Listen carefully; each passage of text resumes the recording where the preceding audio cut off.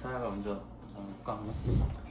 네, 저는 오늘 말씀이 약간 잘 쓰여진 에세이 느낌이었어요. 오, 잘 쓰여진 에세이. 네, 왜 그렇게 생각하시죠? 일단 좀 플로우가 쭉 이어지는 게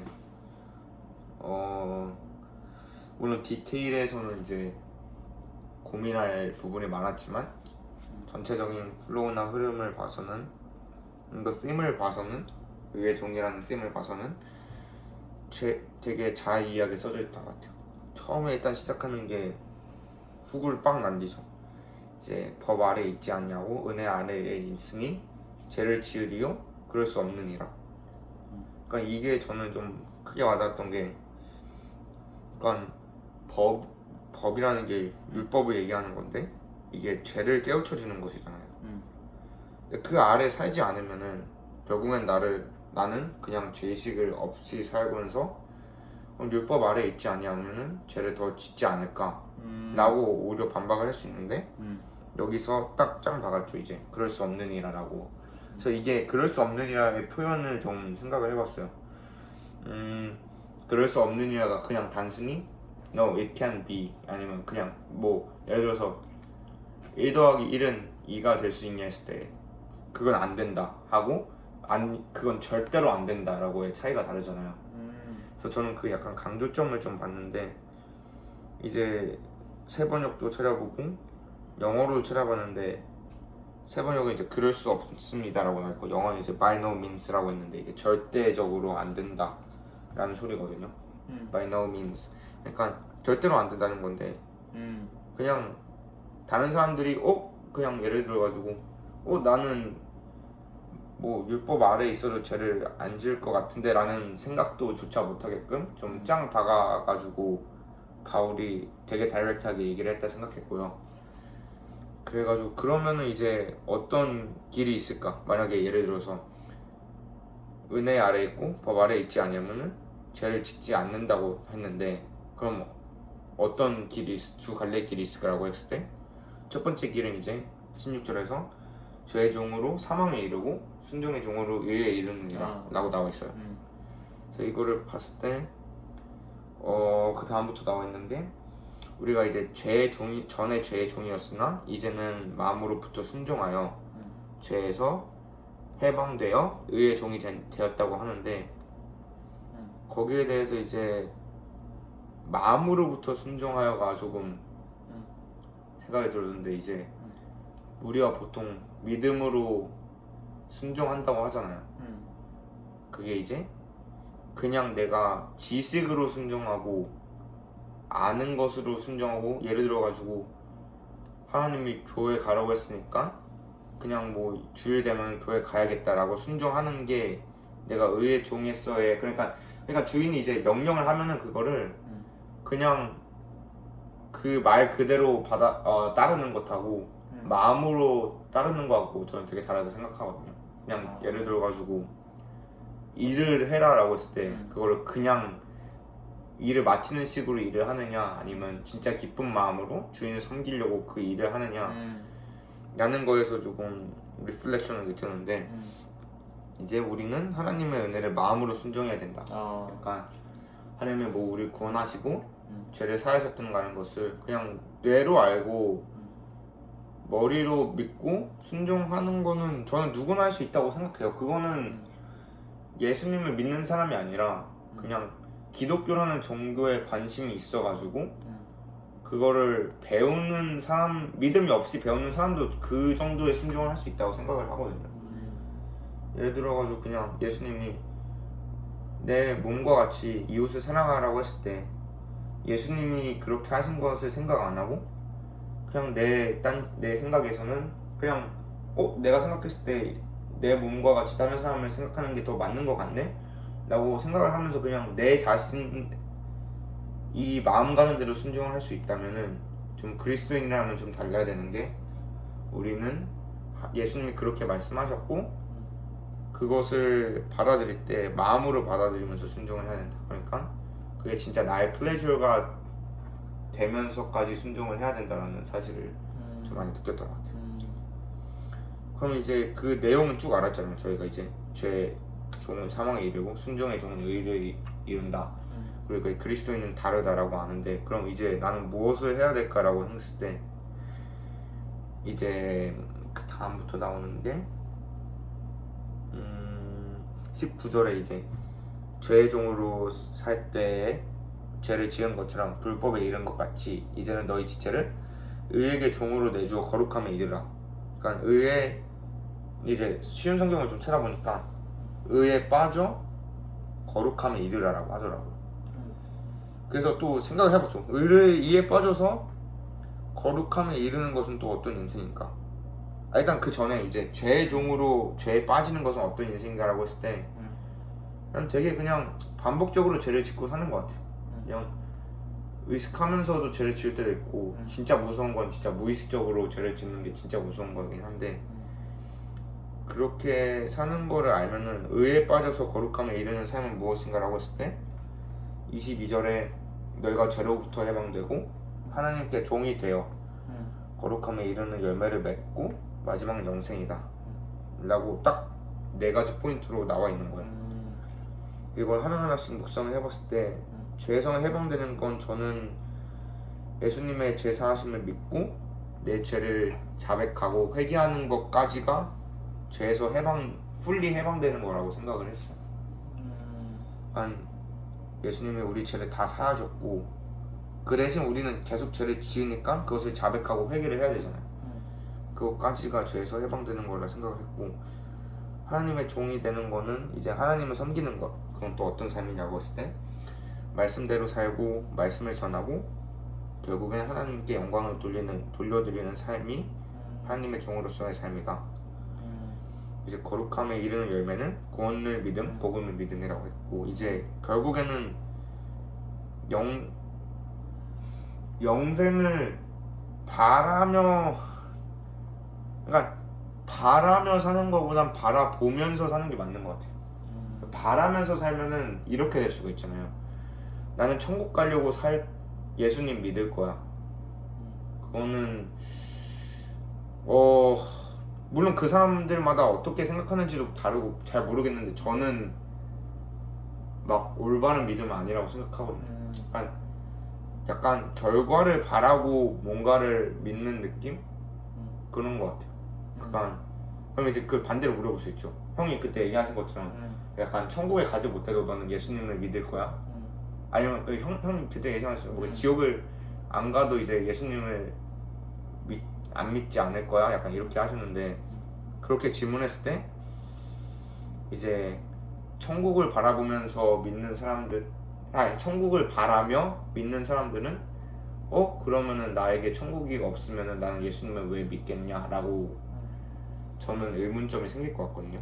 그래서 생각하는 게, 천국을 바라보면서 살면은 그거에 의지하지는 않지만 결국에는 그런 삶이 올 것이라고 보면은 더 하나님께 영광 드리면서 내가 하는 일에, 또 하나님을 높여드리는 일에 대하여 좀 플레저를 가지고 하지 않을까 라고 생각이 들었어요. 그리고는 이제 결론적으로 얘기하면 이제 딱 세상의 결정은 결론은 2가지다. 죄는 사망, 하나님의 은사로는 영생. 그래서 이제 그 2가지밖에 없으면은 나는 어떻게 생각할까 했을 때는 이제 영생을 당연히 고르겠는데, 이거를 이제 물론 이 내용만을 가지고 전도를 할 수 없었지만, 이 오늘 묵상했던 내용을 가지고 다른 사람들한테 선택을 주면은 그 사람들은 또 이렇게 세상의 결론 2가지라고 충분히 믿을 만한가, 그리고 또 나는 그만큼 자신 있게 다른 사람들한테 복음을 정확하게 전달할 수가 있는가 라는 면에서 조금 더 하나님의 말씀을 더 알고 이런 확정적인 것들을 좀 더 열심히 알아야 된다고 생각이 들었습니다. 네. 감사합니다. 사회가 묵상했던 것들 내용 중에 인상 깊었던 게 17절에 마지막에 보면 마음으로 순종한다라는 거에 대해서 묵상을 해줬는데, 네.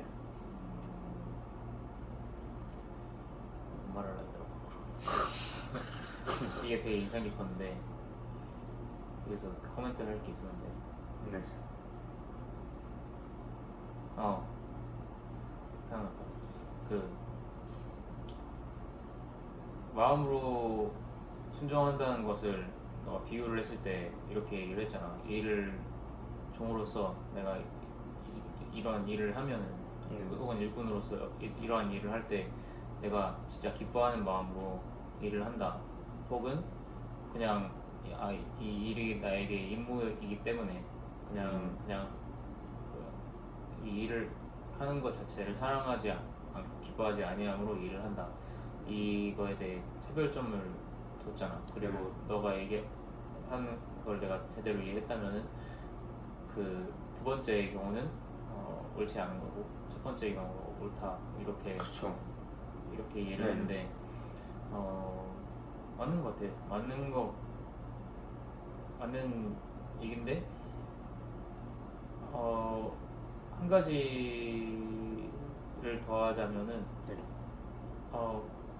그렇다고 해서 우리가 우리는 기뻐함으로 해야지 라고 생각을 하고 그렇게 의식적으로 우리를 되새김질해 주는 것은 좋은 일이지만 그렇다고 해서 그것이 어떠한 강박이라든지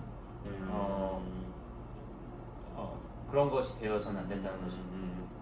무슨 말이냐면 이 사람에게 믿음이 이 사람의 마음밭에 옳게 심겨졌다면 이 사람은 자연스럽게 그렇게 하나님께 영광 돌리는 것을 기뻐할 수밖에 없는 사람이 된 거고, 물론 이 사람도 우리가 지난번에 말했듯이 신앙이 나선 영으로 굴곡이 돼 있기 때문에 이 사람도 업사이드가 있고 다운사이드가 있을 거란 말이야. 그래서 이 사람이 뭐 구원받은 사람이고 다운사이드에 있을 때는 물론 죄를 즐기기도 하겠고 그 죄 옛날에 옛 습관이었던 죄에 빠져서 살 수도 있겠지만 길게 보면 이 사람의 인생을 쭉 길게 보면은 결국에는 그 일하는 것을 즐거이 할 수밖에 없다라는 거지. 그리고 만약에 내가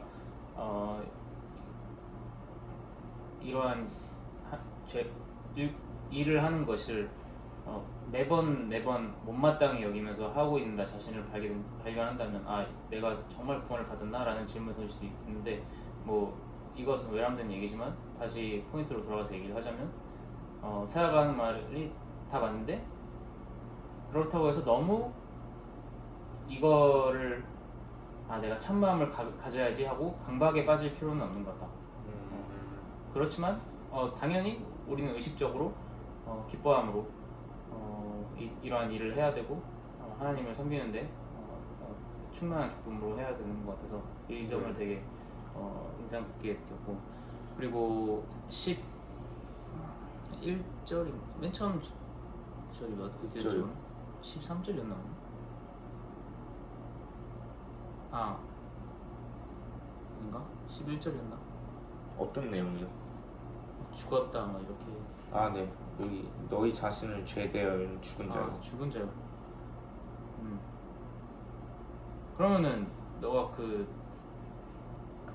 너의 의견을 좀 듣고 싶은데 이 죄에 대하여 죽었다고 얘기를 했을 때 이게 정확히 하게 좀 어떤 의미라고 생각해? 그것도 이제 저희가 어제 되게 많은 대화를 해봤고 죄에 대하여 죽은 자. 그래서 저도 오늘 말씀을 믿으면서 죄에 대하여 죽은 자가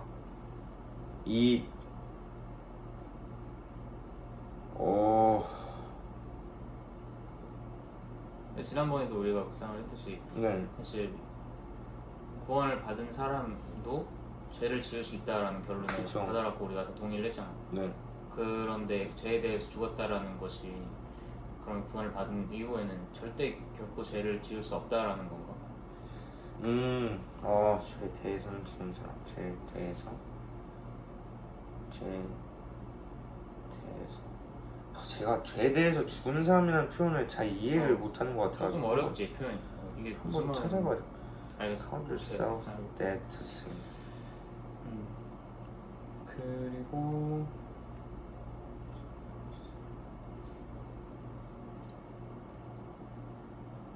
그러면 약간 죄에 대해서 죽는다는 거를 잘 이해가 안 되면 약간 그리스도 예수 안에서 살아있는 자는 어떤 걸까요? 그 반대로 이제 네. 접근을 해보겠다.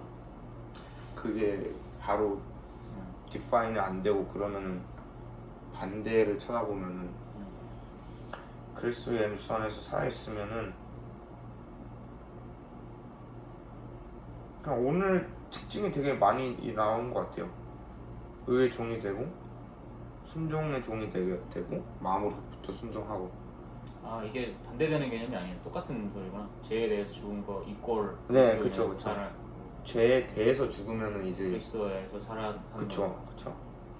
그래가지고 이게 그 그리스도랑 살아있는 거를 반대되는 소리인지 아니면 똑같은 얘기인데 이어가가지고 표현을 하는 건지를 좀 이해를 못했는데 제 생각에는 죄에 대해서 죽으면은 죄를 더 안 물론 아예 안 짓지는 않겠지만은 그 죄에 약간 얽매이지 않는다? 약간 그 정도까지는 되지 않을까요?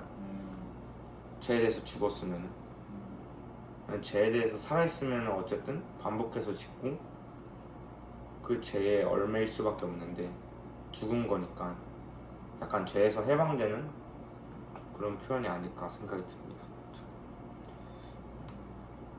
그냥 뭐 내가 네. 정답을 알고 있는 건 아닌데 그냥 네. 의견이 어떤지 듣고 싶고 네. 오늘 내가 묵상한 점은 이런 질문이 문득 들더라고요. 죄의 종과 의의 종 이렇게 두 개에 대해서 이야기를 하고 있는데 내가 예를 들어서 죄의 종에서 의의 종으로 건너갔는데 여기서 궁금한 점이 그러면은 내가 지금 의의 종으로 바뀐 거잖아. 네. 다시 죄의 종으로 바뀔 수 있는가? 이 왔다 갔다가 가능한가? 이게 궁금해진 거죠. 그래서 이것을 뒷받침해 줄 수 있는 말씀이나 내가 가지고 있던 아이디어가 어떤 것들이 있을까 생각을 하다가 결론적으로는 그럴 수 없다고 결론이 났습니다. 한번 죄의 종에서 의의 종으로 넘어갔으면 다시 의의 종에서 죄의 종으로 넘어가는 것이 불가능하다. 이런 건 사실 현실 세계에서는 가능하잖아. 내가 예를 들어서 A의 종이었어. 네. 수천 년 전에 노예제도가 가능하던 때 A의 종이었어. 그런데 이 B라는 부자가 와서 나를 샀어. 근데 A가 갑자기 가가지고 다시 가져가고. 갑자기 가서 돈을 따따따블로 드리겠습니다, B님.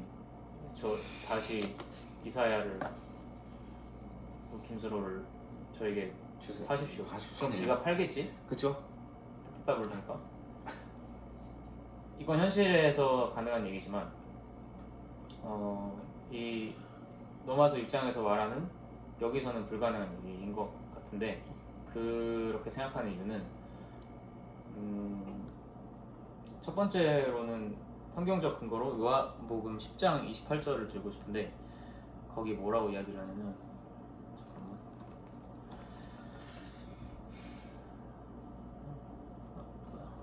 걸렸네. Bad Gateway라고 있었네. 뭐야? 저 성경 렉 걸렸다. 진짜요? 아예요? 사이트가요? 요한복음 10장 28절을 찾아볼 수 있어? 요한복음 10장 28절. 네, 제가 읽을게요. 내가 그들에게 영생을 주노니 영원히 멸망하지 아니할 것이요 또 그들을 내 손에서 빼앗을 자가 없느니라. 내 손에서 빼앗을 자가 없느니라고 얘기를 하는데 이제 내가 믿음이 있어. 그러면은 이제 구원에서 필요한 유일한 조건이 뭐야? 믿음이죠. 근데 믿음이 있다면은 그 이후로는 내가 그리스도의 손 안에 들어온 거 아니야? 네. 그렇지? 하나님 하나님의 그 구원 범위 안에 내가 들어온 거지. 근데 28절에는 뭐라고 했냐? 들어온 이상은 그것을 뺏을 자가 없다고 얘기를 했어.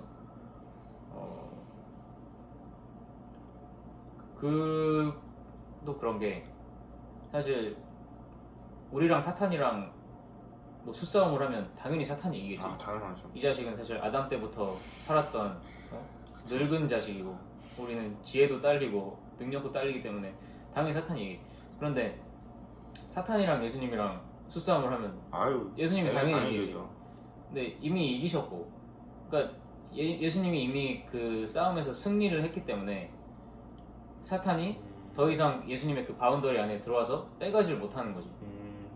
그게 사탄 입장에서는 불가능하다. 그쵸. 그렇기도 하고 로마서 6장 14절에 혹시 뭐라고 써있지? 6장 14절이요? 14절에 제가 너희를 주장하지 못하리니 이는 너희가 법 아래 있지 아니하고 은혜 아래 있음이라. 그러니까 우리가 그 은혜 아래 바운더리에 들어온 이유는 이후로는 그 죄가 우리를 이사야는 나 죄의 종입니다 라고 주장하지 못한다고.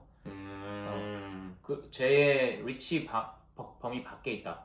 은혜 바운더리가 이렇게 있으면 죄의 바운더리 밖에 있는 거니까. 그리고 죄가 수가 없다. 그쪽으로 손을 뻗어서 이사야를 데리고 오지 못하는 이유는 죄는 그리스도한테 패배했기 때문에. 그렇기 때문에 한 번 은혜의 바운더리 안에 들어간 순간에는 이사야가 당연히 은혜 바운더리 안에서도 죄를 짓겠지만 그 사실만으로 제가 너를 다시 사망의 바운더리로 끌어당기지 못한다. 그리고 너가 죄를 짓는다고 하더라도 그것이 너를 사망에 이르지는 못하게 한다. 왜냐면 너가 한 월 때문이 아니고 그리스도께서 이미 너를 위해 완전한 몸으로 죽으셨기 때문에 너는 의롭다 칭함을 받은 칭의의 존재이기 때문에 죄를 설령 짓더라도 사망에 이르지 못한다. 이런 생각이 들었고, 그래서 의의 종이 죄의 종이 된다는 것은 이거 얘기하고, 근데 A의 죄의 종이었다가 의의 종으로 넘어가는데 이럴 수는 있지. 내가 A라는 사람의 종으로서 15년을 살았어요. 예를 들어서. 그러면은 그 A라는 사람의 집에서 오랫동안 생활을 했으니까 그 습관이 있겠죠. 이 사람의 이 습관이 일단 있을 거고, 이 집 구조라든지 내가 생활해오던 풍토라든지 이런 것들이 습관이 다 달랐을 거 아니야. B의 집에 있던 사람은. 그렇죠. 그렇기 때문에 내가 B한테 팔려간 이후로도 A가 A한테 하던 그 행동을 그대로 뭐 완전히 똑같지는 않겠지만 그런 비슷한 행동들을 할 수 있단 말이야. 그렇죠. 바로 바뀌진 않겠지.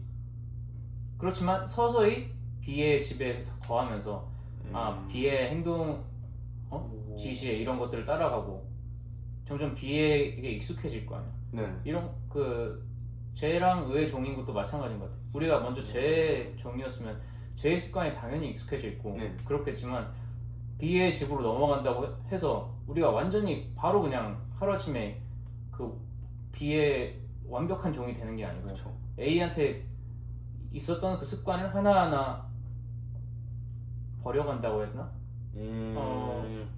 네, 그게 맞는 것 같아요. 버려간다는 것도 맞는 것 같아요. B의 집에 점점 더 익숙해져 가는 거지. 그쵸. 그리고 뭐 이게 일반 종일 때는 이게 뭐 좋고 나쁘고 그런 게 없지만 우리는 지금 영적인 종에 대해 이야기를 하고 있기 때문에 당연히 의의 종의 삶에 익숙해져 가는 것이 우리에게는 당연히 좋은 것이고, 제 종의 습관을 버리는 것이 우리에게 당연히 나쁜 것인 것이 명확한 거지. 그래서 그런 것 같아. 의의 종으로서 내가 죄를 짓더라도 그거 자체가 다 똑같은 얘기 아닐까? 사망에 이르지 못하게 사망에 이르기까지 우리에게 권력을 행사하지는 못하는 것이고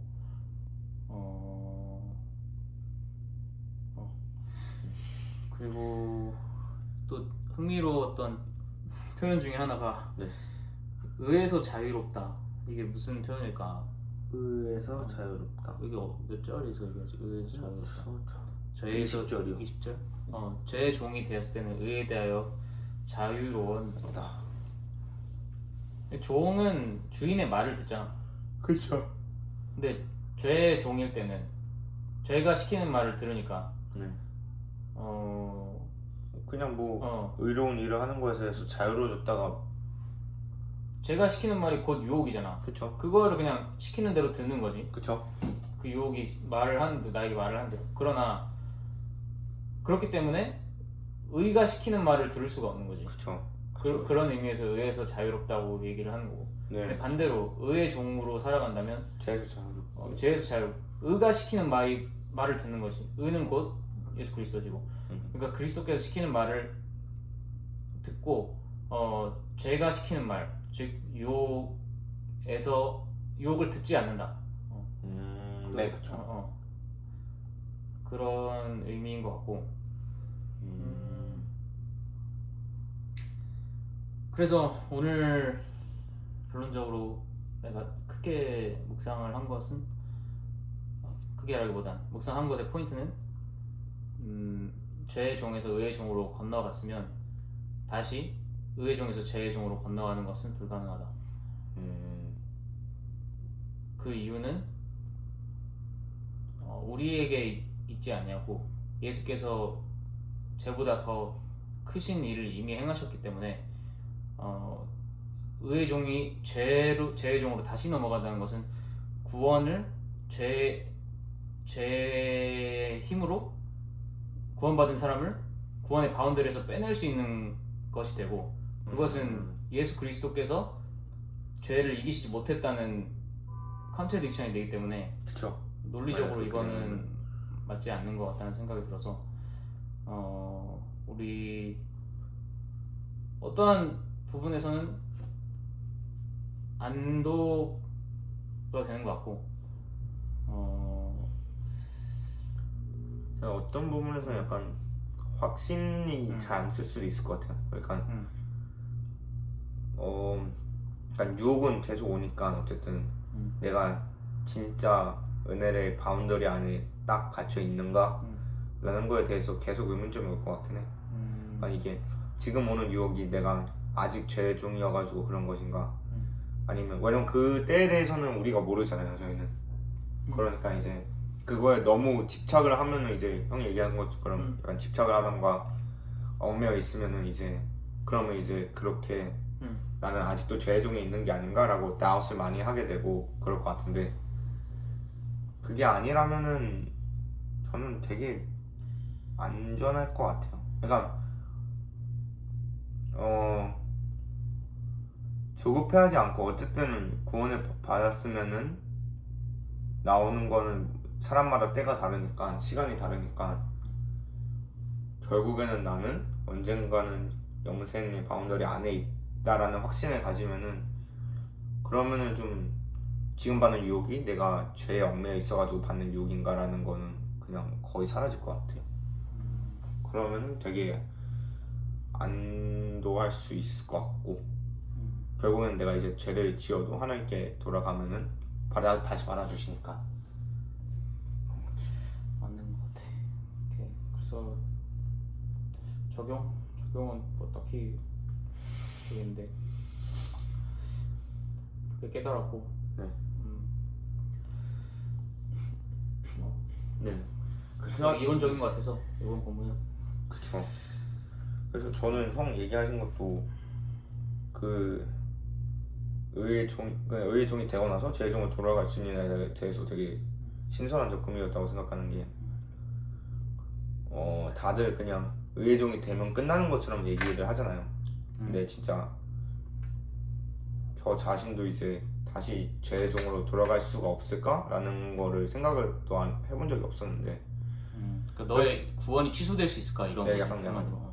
그래서 거기에 대해서 좀 생각을 많이 해봤었거든요. 일단은 저는 아직 그런 경험 없고 주변에서 그런 경험에 대해서 얘기해준 사람들이 없으니까 그래서 현실에서 좀 성경에서 좀 많이 인물들은 나열했는데 거의 다 구약 시대밖에 없고 신약 시대는 거의 없던 것 같아요. 진짜 한 명도 없는 것 같아요. 신약 시대. 구약 시대 때는 뭐 하나님을 세우셨다가 변절된 사울, 뭐 솔로몬도 제일 똑똑한 왕이었지만 마지막에 우상 숭배를 했고 그 사람들이 천국에 가느냐 마느냐의 문제는 그거는 이제 물음표인 것 같아요. 구약 시대니까 저도 그때는 딱 그게 있었을 것 같아요. 근데 이제는 저희가 얘기하는 거는 어쨌든 예수님이 오시고 죽으시고 나가지고 시작되는 거잖아요. 그 이후의 믿음이니까. 그래서 이제 신약을 좀 쭈루루 좀 제가 아는 선에서 생각을 해봤는데 예수님을 믿었다가 그렇게 갑자기 변절되거나 배신을 하는 사람은 그러니까 이제 가룟 유다밖에 없는데 이제 유다가 그 전에 진짜로 구원을 받았느냐라는 것도 되게 의문점이 많이 들죠. 일단은 원래 왜냐하면 예수님의 제자라고 해가지고 다 구원을 받는 건 아니라고 생각을 하거든요. 저는 아니지. 개인의 믿음이고 하니까 포지션에 따라서 물론 말씀을 더 많이 들을 수 있지만 믿음하고 이제 뭐 관련이 있지만 그걸로 인해서 이제 믿음이 결정되는 거 아니니까 이제 변질이 된 사람은 가룟 유다밖에 없는데 이런 사람도 있었던 것 같아요.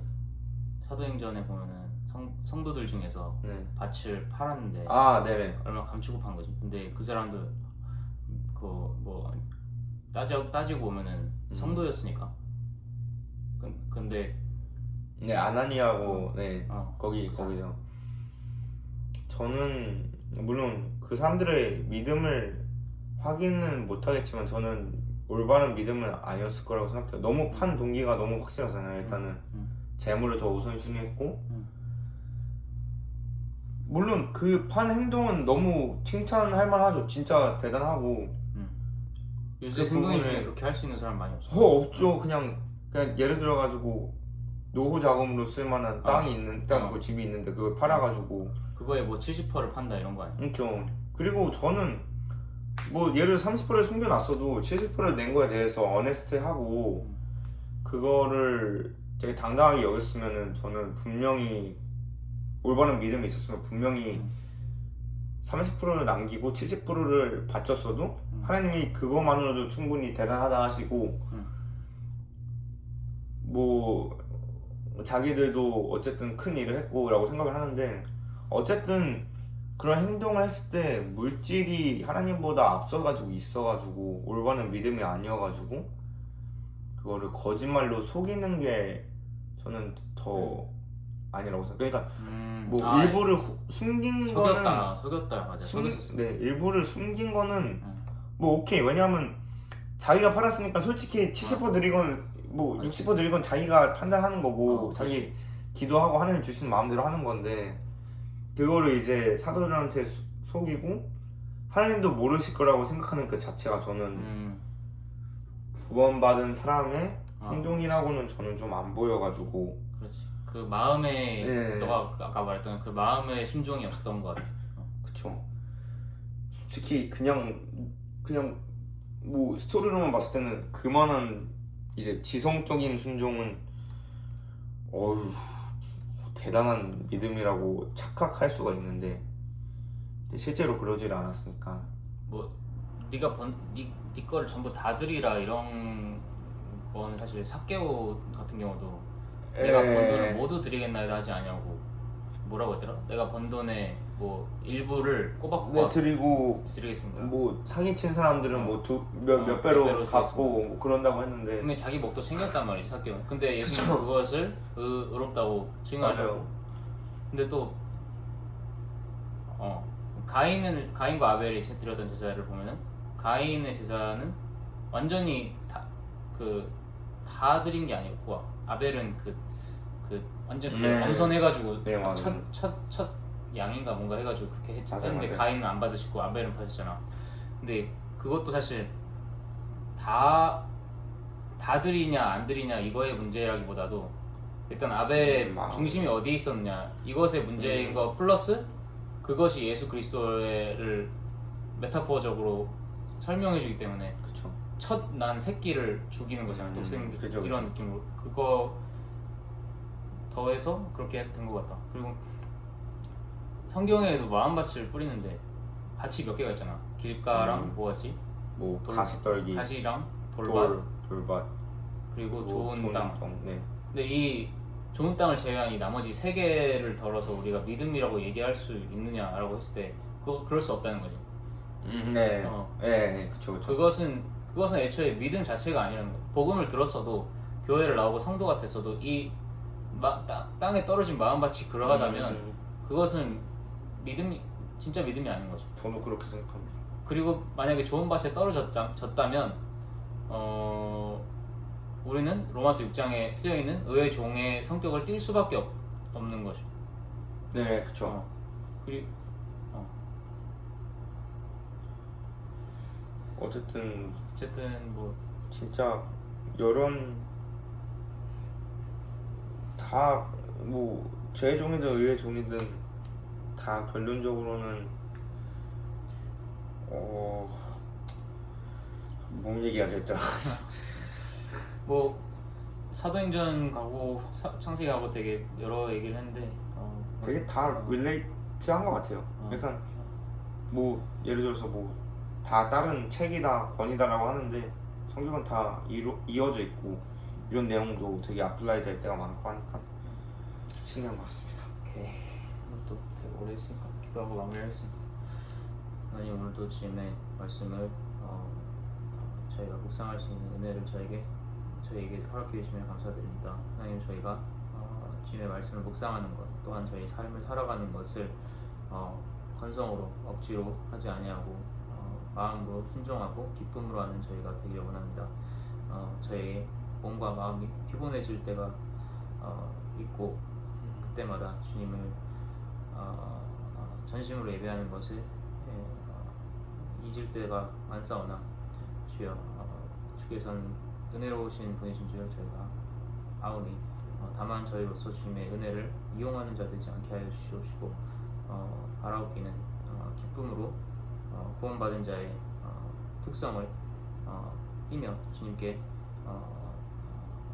기뻐함으로 순종하는 저희들이 될 수 있도록 주님 허락하여 그 은혜를 허락하여 주시옵소서. 자꾸 살아계신 예수님의 이름으로 기도드립니다. 아멘. 네.